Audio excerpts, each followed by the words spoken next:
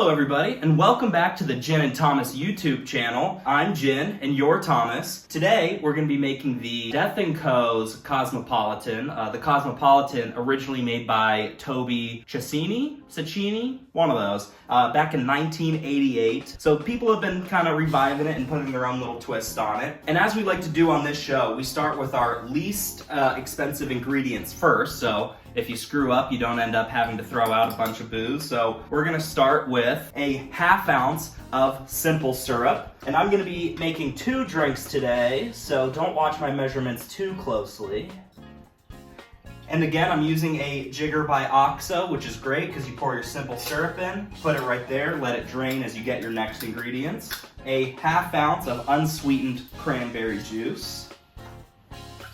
All right, and then a ½ ounce of lime juice, freshly squeezed lime juice. You can definitely taste the difference, so I always say go for fresh.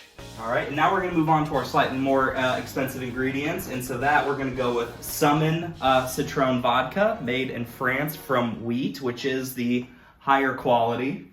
And we are going to be doing 2 ounces of that.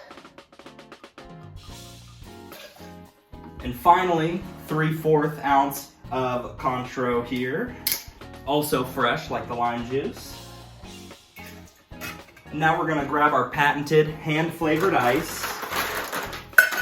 And for 2 drinks in your shaker, I think filling up the cheater tin is perfect. And now we're gonna shake. All right, we're gonna get our coupe glasses, chilled coupe glasses, of course.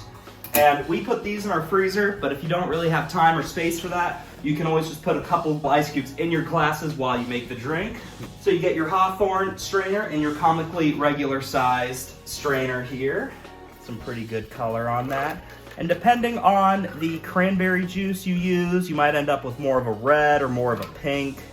And depending on the recipe as well. There are multiple recipes.